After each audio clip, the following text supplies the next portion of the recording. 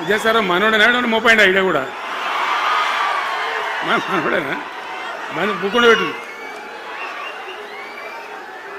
ఇంత దూరం వచ్చి మనం ఇంత సభ పెట్టుకొని 4 విషయాలు ప్రజలకు చెప్పుకోవాలి కదా. ఈ బట్టి అరుపులారిస్తే ఏం లాభం?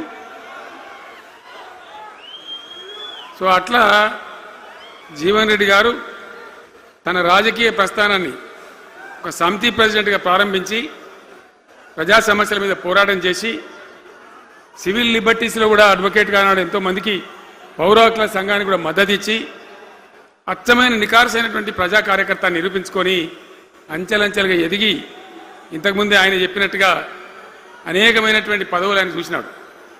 పదవులు ఆయన కొత్త కాదు. బ్రహ్మాండంగా శాసనసభ్యుని గెలవడం, మంత్రి పదవులు అలంకరించడం, అనేక రంగాలలో అనేక రకాలుగా పనిచేయడం అంతా కూడా మీకు తెలుసు. నేను కొత్తగా చెప్పే అవసరం లేదు. నేను ఒక్కటే మాట మీకు మనవి చేస్తా ఉన్నా. జీవన్ రెడ్డి గారు నేను మొన్న కలిసినప్పుడు ఒక మాట అనుకున్నాం. మేము ఎట్లా ముందుకు పనిచేద్దాం ఏంది, మేము ఇద్దరు మూలకోలం అనుకొని ఒక కుటుంబంలో అన్నదమ్ములాగా పనిచేద్దామని చెప్పిన నేను. ఇంత ప్రేమగా అంటే మనం కుటుంబంలాగా ఈ పార్టీకి బ్రహ్మాండమైన ఒక పిల్లర్స్ లాగా పనిచేసి ముందుకు తీసుకొని పోదామని చెప్పి నేను చెప్పడం జరిగింది.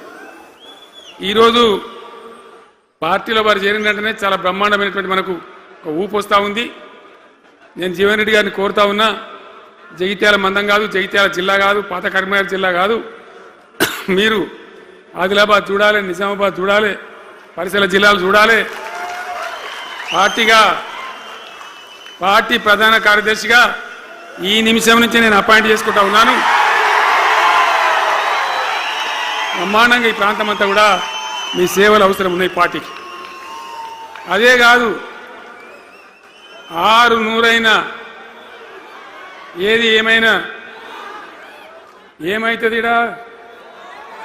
100% మళ్ళా బీఆర్ఎస్ గవర్నమెంట్ వస్తుంది. వస్తుందా?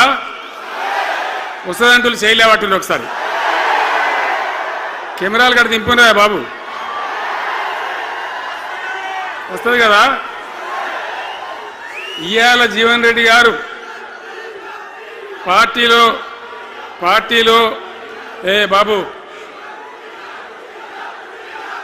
కౌశిక్ రెడ్డి రాగబట్టు వాళ్ళు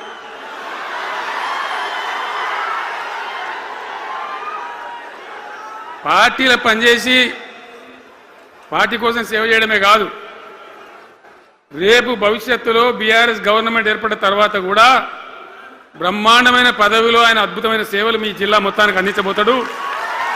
తెలంగాణ రాష్ట్రానికే ఆయన సేవలు అందించబోతాడు. ఇది నా మాట, కేసీఆర్ మాట అని నేను జగిత్యాల గడ్డ మీద చెప్తా ఉన్నా. నేను ఎక్కడన్నా మాట ఇచ్చినా తప్పలే. కాబట్టి జీవన్ రెడ్డి గారిని మీరు జగిత్యాల మందం మీరు యుద్ధం చేయాలి. యుద్ధం చేసేదానికి ఆయన ముఖాబిలా మనిషే లేడీడా, మీరు సరిపోతారు. ఆయన నాకు అప్పచెప్పాల బయట పనిచేయడానికి. కరెక్టే కదా? అట్లే చేద్దామా? అట్లే ముందుకోదామా? జగిత్యాల యుద్ధం మీ వంతు, తెలంగాణ యుద్ధం మా వంతు. ఓకే కదా?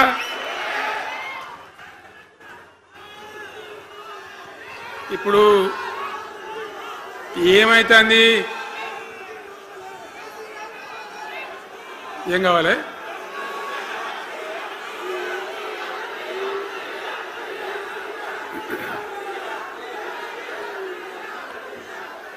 గింతే మనది మనం అనుకొని పోదాము. మరిగా బంద్ చేయండి.